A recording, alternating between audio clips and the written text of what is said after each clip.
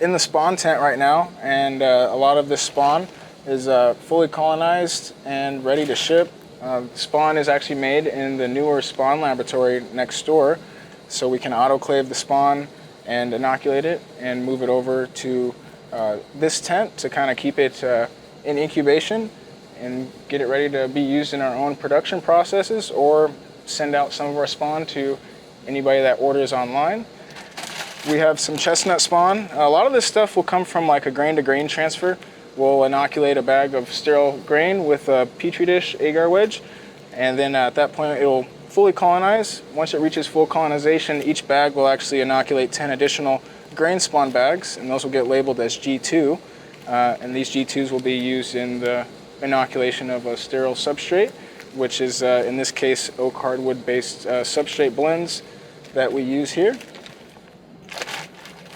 And some of the strains aggressively colonize, like the reishi mushroom.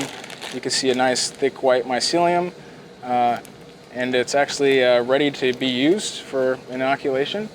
If you let the reishis go too long, the mycelium toughens up really kind of like leather, and it becomes very hard to break up. So this is a mushroom species that you want to inoculate as soon as it reaches full colonization.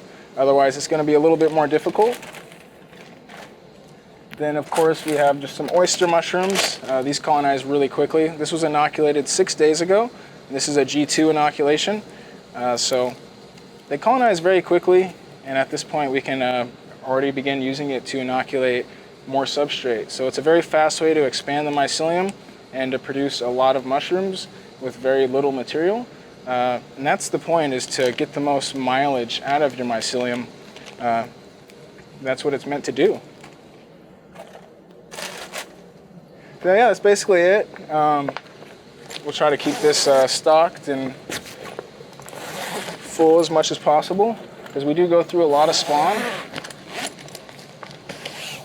All right, so we're in front of one of the growing rooms, and we'll check out what's going on in here. There's not too much action. We harvested a lot of the mushrooms that we had in here throughout the weekend. It's Monday now.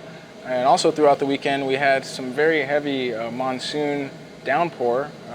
The streets around here were actually flooded very heavily. They were actually like rivers. So we decided not to travel in yesterday, and some of the mushrooms are actually way overgrown, so we don't like them to get like this, and at this point they'll just be used for personal use, or dried or saved for later, just because the shelf life isn't going to be as good, and they're going to be more fragile when they're packed, and they just don't look as presentable. So, and we have some golden oyster mushrooms right here, and these were left to overmature. We could tell that the mushrooms are overmature because the caps have actually fanned upwards. I like to harvest the mushrooms when you still have the edges of the caps kind of curled inwards right before they do flip up. They could still be used today to make a nice delicious meal. They still have like a nice wonderful golden color to them. Some people would think that they look really cool. Just from what I'm used to and what I'm used to seeing this mushroom do, is it does better when you harvest it a little earlier, because one, it's going to be more fragile when you pack it, and two, it's not going to last quite as long.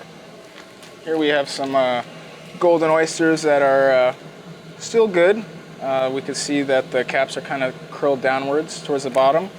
Some of the top ones were left to overmature a little bit earlier than the bottom half, but still some good mushrooms right there. So we can kind of see a little bit of a difference between the two. We have a lot of mushrooms in here that are producing like a second or third flush. We could see these blue oyster mushrooms starting to pop out in areas where they sense more moisture. The first crop was harvested directly from the center. We can see that's a little bit dried out. The mushrooms still sense the areas with the most desirable conditions, which would be like in the pockets right here, up here. And they send these beautiful, nice clusters that you see of baby mushrooms. In a few days, these will be fully grown. You get a nice second or third crop of mushrooms. And you'll kind of know when the block is done producing, when the block isn't as heavy as it used to be. When we first put these in here, they're about 10 to 12 pounds as the mushrooms produce. And they lose weight, they become about half the size of the original weight that we put them in here. So they're very light, and that's when you know it's time to get rid of them. We also have a nice second crop of elm oyster mushrooms coming in. It's a very nice mushroom to grow during the warmer months. It's actually an all year round mushroom, but it does well all the way up into the 90s, I've found. It's a very fast grower. It's one of the most aggressive oyster mushrooms that I've actually worked with, and it's just a consistent producer. So you can always rely on this mushroom all year round, and it's also a nice addition to the oyster family. Here we have some well overgrown elm oyster mushrooms. This is also a mushroom that can get to pretty big sizes. I mean, this is a second crop. If we would have got this last night or probably early yesterday morning, still would have been in its prime. But it's a very fast growing mushroom. These mushrooms grow around the clock. If you don't catch them when they're ready, which is pretty quickly, then you can kind of lose out. Luckily, we've only lost out on like 2 or 3 blocks in here, so it's not too bad.